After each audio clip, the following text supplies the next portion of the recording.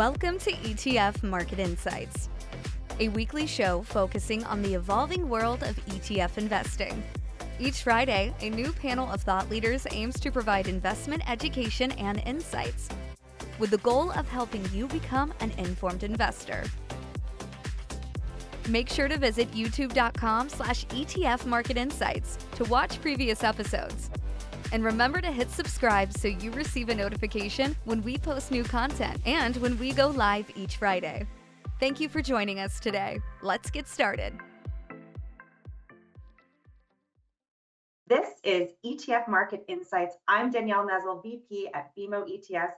Thanks so much for joining us today. It's great to be back. I've been off on mat leave for a year, and I'm so happy to be back on the channel talking investments and ETFs, the economy and markets with you all. Today, we have a great topic planned. We are talking about discount bonds, how they're useful, how investors can use them in a portfolio, and what types of environments that discount bonds might work in. And to break this all down for us, we have Matt Montemurro here. He is a ETF portfolio manager at BMO and looks after all our fixed income ETFs. Matt, it's so good to have you on the show. Thanks, Danielle, and welcome back. Thanks. I'm so happy to be here. Now, a reminder, and I haven't forgotten this, we are not providing any recommendations today. We are not providing any advice.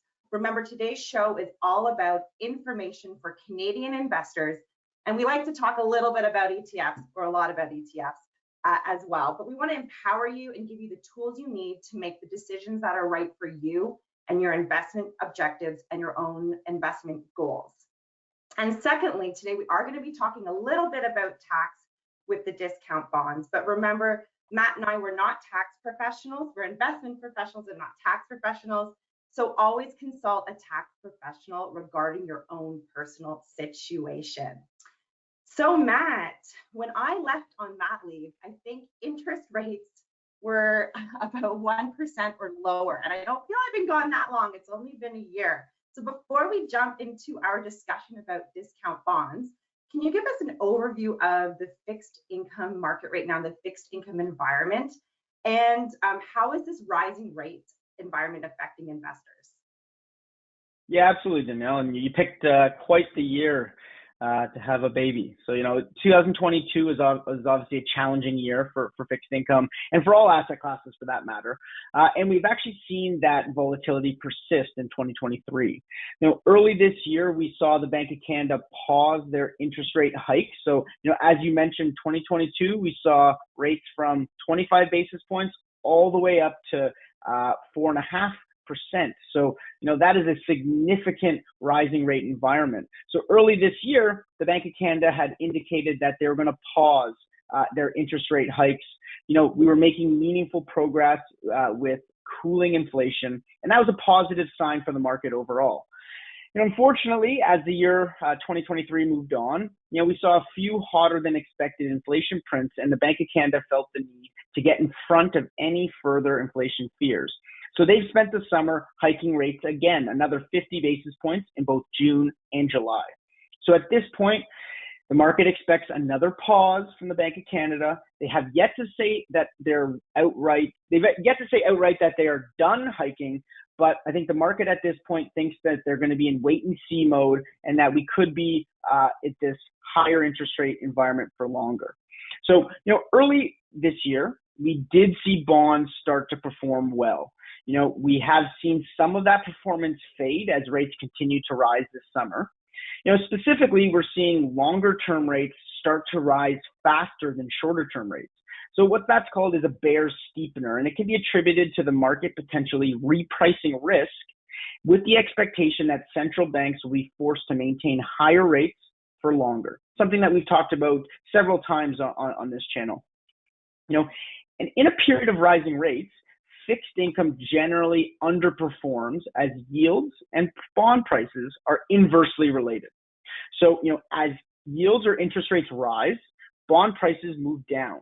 So in an environment like last year where we saw significant interest rate increases, you tend to see bonds struggle and underperform as bond prices come down. And they tend to underperform other segments of the market. On the plus side, even though we have seen rates continue to rise this summer, the expectation by most is that we're nearing the end of that hiking cycle.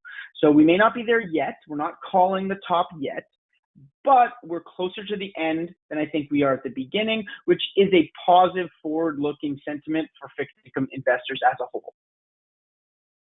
Thanks, Matt, for breaking that down. So much has happened over the last 12, 13, 14 months in the fixed income environment. And we're seeing those rapidly rising rates affecting Canadians in so many angles. Our mortgage payments, our rent payments, our grocery bills are affected by rising inflation, and of course, our investment portfolios. So thanks for breaking that down. Now, you made a great point. It's fixed income 101, but I want to echo it because it's so important when we're talking about discount bonds. You talked about a rising rate environment and how this affects the price of a bond. So for everyone out there who, I don't know where you are in the spectrum with your investment education, but it's so crucial to understand as rates go up, the price of a bond goes down. And conversely, when rates go down, the price of the bond will go up. And this is particularly important to understand when we talk about discount bonds. So Matt, let's just start right from the beginning. What is a discount bond? So exactly as you had just said, and I kind of alluded to in the first answer, bond prices and bond yields are inversely related. So as rates have risen significantly, bond prices have come down significantly. Generally, bonds are issued at a par value of $100. And as yields move, the price goes above and below that $100 threshold. All things being equal, as a bond moves closer to maturity, so let's say the bond has a 5-year maturity date, as it moves closer to that 5-year date, the bond price will start to revert back to that $100 par value so that the investor will receive their principal back. So a discount bond, quite simply, is a bond that is trading below par, so with a price below $100. So this happens when market interest rates or market yields have increased relative to the coupon issued on that specific bond. So let's take one more step back. When a bond is issued in the market, the issuer, let's call it company ABC, will issue the bond with a coupon generally paid semi-annually that will reflect the underlying interest rate environment and the inherent risk of the issuer. So at issuance, this coupon should reflect the market rate for this debt and will be issued at $100. As market yields change, for example, let's say the Bank of Canada decides to raise the overnight rate by another 25 basis points. That would mean that this bond is paying a coupon that is 25 basis points lower than what an investor would earn or could earn if the bond was issued today. Therefore, the bond of that previously issued bond, the price of that previously issued bond will fall, drop below $100 to reflect how the bond looks relative to the current underlying market. So due to last year's rate hikes, most bonds in the Canadian universe are trading at a discount to par. So that means they're trading below $100. So investors can expect that if they buy these bonds today, as they move closer to maturity, those bond prices will move upwards and toward that $100 par value, and the investors will earn their principal back. So the discount bond, quite simply, is bonds that are trading less than par, less than $100, and currently there are a lot of them in the Canadian market. Great explanation, Matt. Thanks for that. So just to summarize, we're in a rapidly rising rate environment, and because of that, bonds that were issued prior to rate hikes or earlier in the rate hiking cycle don't look as attractive because they have lower rates attached to them by their coupon, and therefore right now they're trading at a discount to their par value. So that being said, Matt, what types of investors could use something like a discount bond in their portfolio? So while many investors could be interested in discount bonds, there's no negative to buying a bond that is trading at a discount to par. All things being equal, it's just you're buying it at a lower price.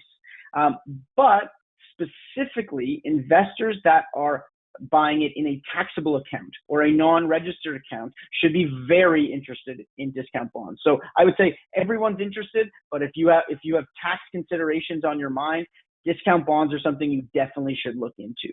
So why is that the case? So in Canada, fixed income receives very punitive tax treatment relative to equity investments. So bond investors are taxed on the coupons that they receive as income. So they pay a higher rate of tax versus capital gains and versus dividends.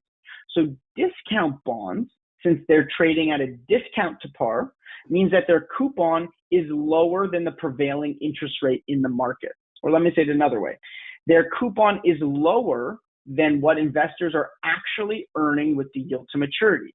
So an investor, if you buy a bond today, the yield to maturity on that bond is what the expected return is for that investor at maturity date. So if they hold it all the way to the end of maturity. So an investor will earn that yield to maturity. If your coupon is less than that yield to maturity, you're going to get taxed as income on that coupon, and there's going to be a capital gain to that yield to maturity, making it a more tax efficient fixed income exposure for anybody who has tax considerations on their mind. So because you're paying a lower percent of your return via coupon, and that's with tax as income, versus a higher percent of your return in capital gains, this makes discount bonds very attractive and more tax efficient. So if you want to actually just quantify this, you want to just look on when you're looking online and comparing, fixed income instruments, looking at different bonds or bond ETFs for that matter, looking at the difference between yield to maturity. So again, that's your expected return, and your coupon, that's the income you earn. For taxable investors, that differential, if the coupon is less than the yield to maturity, can make a meaningful after-tax impact. So right now in the market, that could lead to another 75 or 100 basis points of additional return in your pocket by buying a discount bond versus buying a bond that is trading at par. And that's just because of how bonds and income bond coupons are taxed in the Canadian system. So it's very important to understand those differences, and discount bonds are extremely attractive for taxable investors in the current market. Thanks for that, Matt. I agree. And we're seeing a lot of investors, do-it-yourself investors who are taxable, who are looking at fixed income products, learning more about discount bonds and how these can benefit them in these taxable accounts because of that capital appreciation and the capital gains they're getting as that bond, which is purchased at a discount, is pulled up to par at maturity. Really important thing for investors to understand. Now, let's look at this in the context of ETFs. So, of course, ETFs have brought bonds to the masses. They've made fixed income investing so much more liquid, accessible to a do-it-yourself investor, which is one of the very many benefits of using ETFs. And here again is another fantastic example. So in Canada, we have the largest fixed income ETF is ZAG, Z-A-G, the BMO Aggregate Bond Canadian ETF. How does this compare to something like the ZDB, which is BMO's discount bond ETF? Matt, what are the differences there? So I like to look at both of these ETFs as a pair. And so ZDB, or BMO Discount Bond Index ETF, aims to provide the same risk and return characteristics as ZAG, so the aggregate universe, but do so in a more tax efficient and tax aware way. So we do this by ensuring that we match all the underlying risk characteristics like yield, duration, key rate duration, sector, subsector, issuer weights. But when we choose a security, we target bonds with lower coupons. So if there's two bonds that are the same issuer, same term, we will opt to try to buy the bond that has the lower coupon, making it more tax efficient holding for any sort of taxable investors. So bonds that are ideally, these bonds that we're looking at are ideally trading at a discount to par. So that's the bonds that we are aiming and targeting to provide exposure to, but still by providing the same risk and return characteristics as the overall universe ZAG. So this ensures that you get diversified exposure. This ensures that you're getting a very similar risk return profile, but you're keeping more of your yield to maturity, more of your return in your pocket rather than paying it out to in taxes. So, when you're looking and comparing the discount bond suite, ZDB, for example, as this one we're talking about, you're going to see the coupon is better aligned to yield to maturity over different market environments. And in today's environment, the coupon is well below the yield to maturity. So that it does lead to a little bit more of a concentrated portfolio versus ZAG, which has 1,500 securities. But you still get diversified exposure to several hundred securities, but you're really just trying to maximize that difference between yield to maturity and coupon and really capture that for taxable investors to keep that in their pocket rather than paying it out in taxes.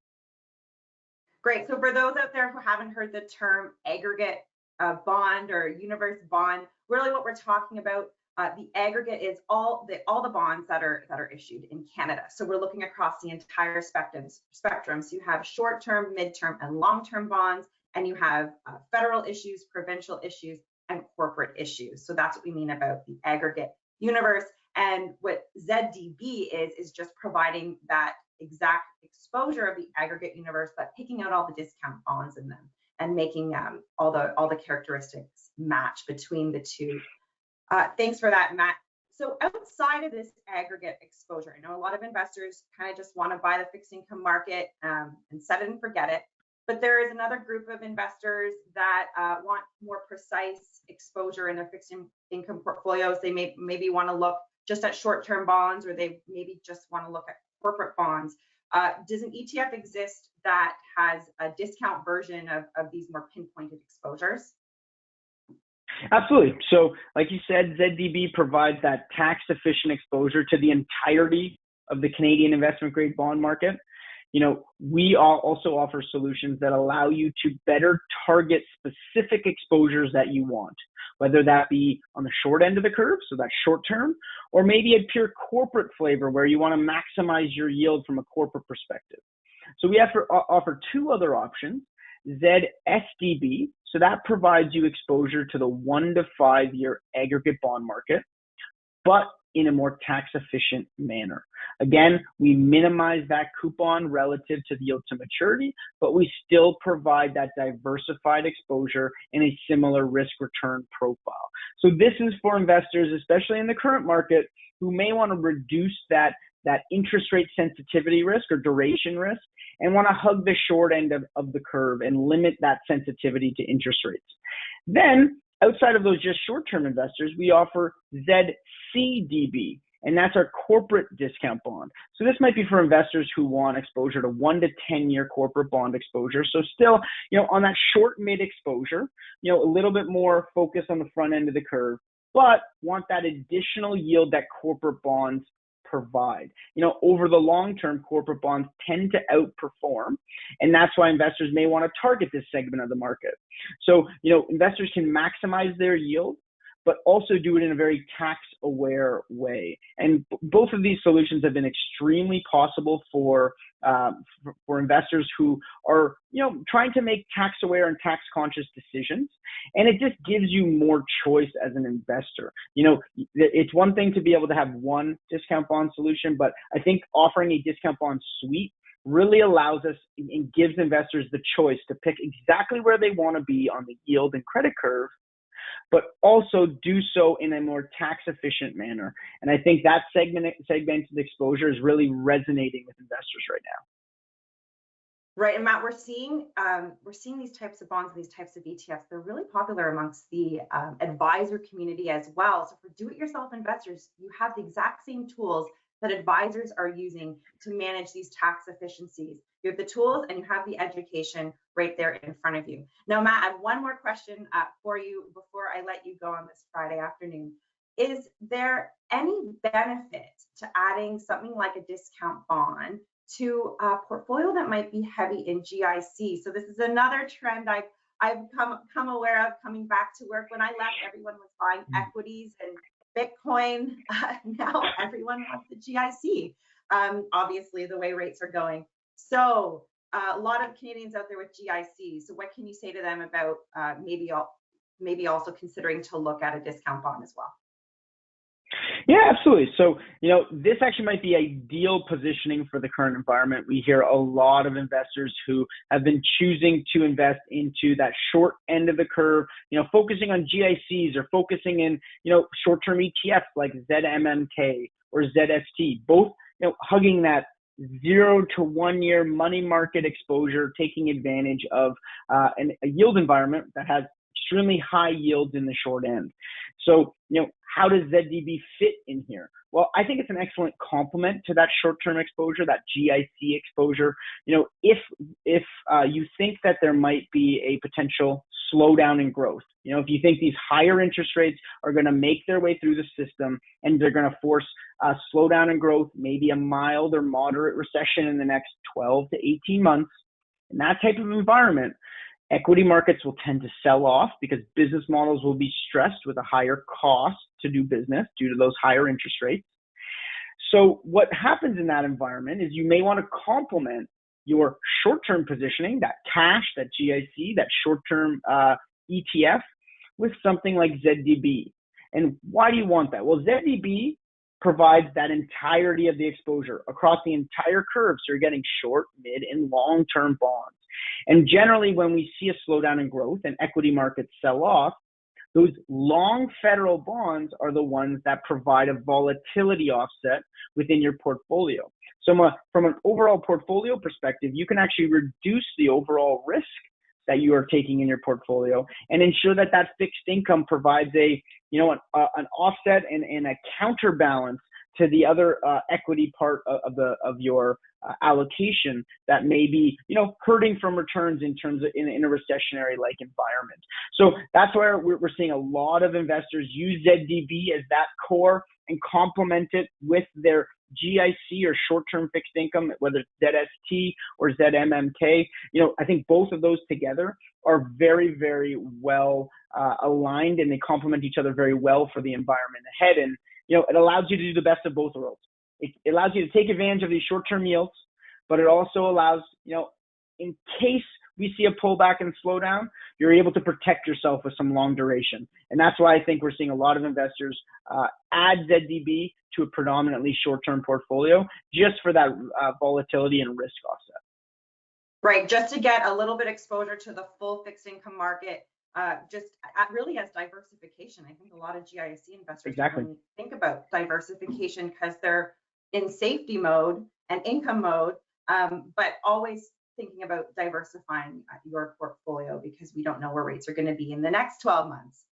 Matt, this was an awesome conversation. It was so great to have you here. I'm so happy to be back chatting with you about all of this interesting ETF stuff. So thanks. Enjoy your weekend. And thanks again for joining us. Thanks, Danielle. That's it for our show today. We hope you learned a lot about discount bonds, and we hope you come back next week. We have our friends from InvestorLine on. We are going to stick with the topic of fixed income, but we're going to take a step back, and we're going to talk about building fixed income portfolios and the considerations you should make while doing that. Have a great weekend. Thank you for watching this week's episode of ETF Market Insights. To stream any previous episode of ETF Market Insights series, please visit youtube.com/ETF Market Insights. Remember to hit subscribe and sign up for alerts so you know when we post new content. Also, we invite you to visit our accompanying website for ETF tools, education, and much more at etfmarketinsights.com. Once again, thank you for watching. The session provided is for information purposes only. Any reference to a particular company or product is for illustrative purposes only and should not be considered as investment advice or recommendation to buy or sell. Particular investments and/or trading strategies should be evaluated relative to the individual's investment objectives, and professional advice should be obtained with respect to any circumstance.